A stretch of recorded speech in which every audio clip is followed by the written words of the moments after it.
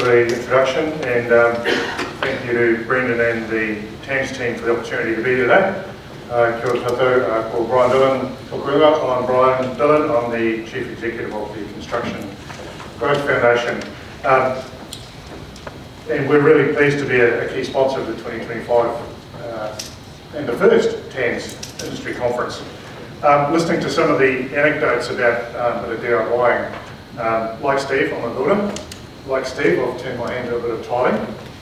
Like Steve, it was in the bathroom, and it was also behind the toilet.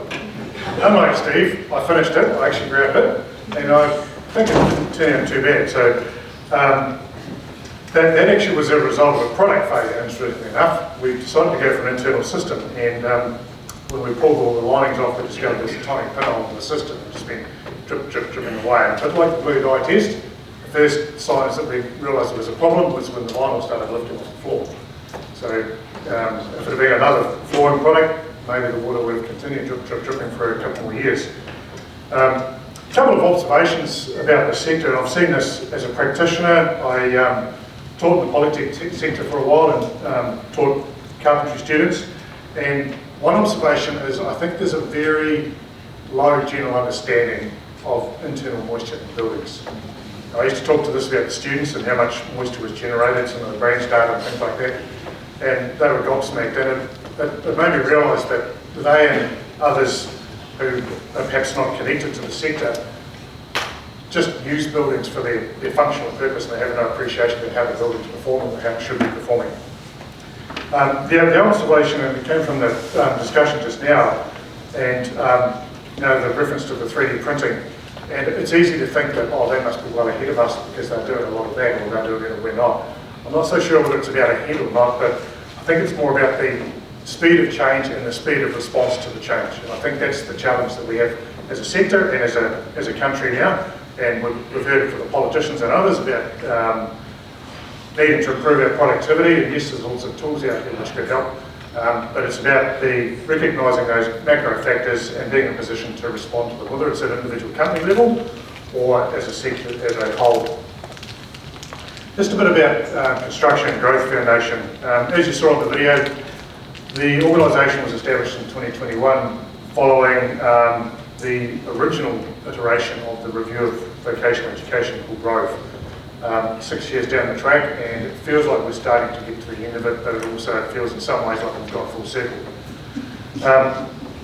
So the establishment of what was the Building and Construction Training Fund at the time inherited the structural assets of BCITO as they moved into Te Pukenga, and that included our original members, 17 of the more than 50 industry associations in construction, of which TANZ was one. Our vision is for a highly productive, cohesive and collaborative construction sector, and we're really pleased to be playing a key role in supporting capability development. We provide governance, training and leadership capability within our member associations, and to date we've supported more than 100 people, current and future board members of our industry association members, to do their entry-level governance training with the Institute of Directors.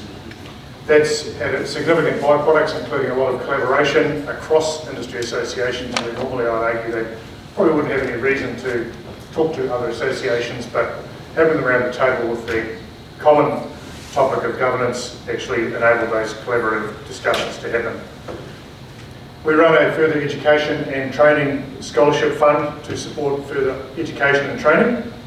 Lifelong learning is an essential element to a thriving sector, and we've approved over 60 scholarships across a range of areas.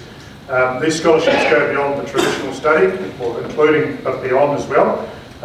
We've approved scholarships of a few $100s for people to attend webinars, and a handful of $1,000 for them to continue their training beyond their vocational training into management or leadership roles or advanced technical roles.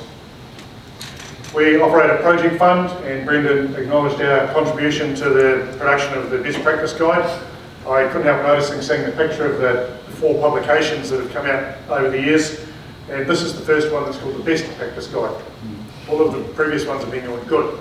So we talked about what good looks like, but this is raising the bar and saying this is what best looks like, which is really good to be a part of it.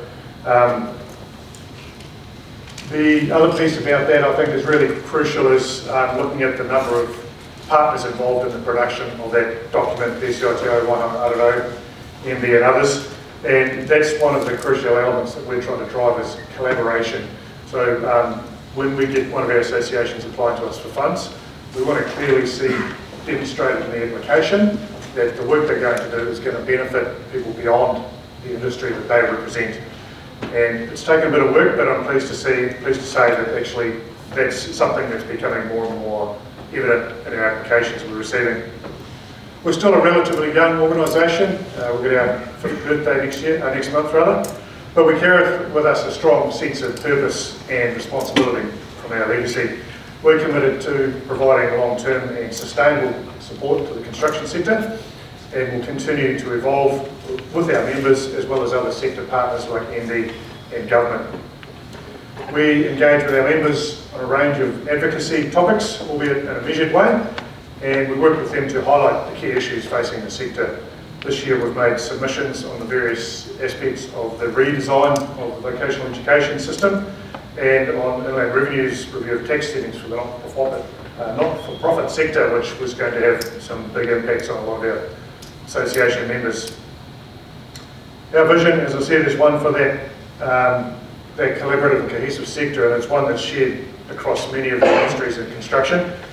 We're well positioned to enable and facilitate that vision through capability development, thought leadership and financial support. And a further example of that is the funding that we provide to our member associations to run events like this. This year we've supported 15 of our 17 members in supporting conferences or regional events, and we're delighted to be able to support TANZ in the running of their inaugural conference, and we hope that we can stay involved for years to come. It's a crucial part of being part of an industry body and being able to come here and hear industry experts and have those good collaborative conversations over coffee or maybe something a bit stronger later on. And we really look forward to Brendan to seeing the positive outcomes that come out of this forum plus all the other work that we're supporting you on and that you're doing on your own in collaboration with a lot of other organisations. One really good example that I omitted to mention in regards to collaboration is we have, I think there's 7 of our industry association members are working together with NBI in response to E3. Because when you look at what's involved with an internal wet area, it's not just the membrane applicators and the tilers. You've got painters, you've got builders, you've got DOSOP designers, you've got sparkies and plumbers involved. There's probably a dozen or more that are involved. So it's a crucial part of the makeup of the building, and it's really good to see TANZ and those other associations working really constructively together to come up with a good solution that's going to work for everybody.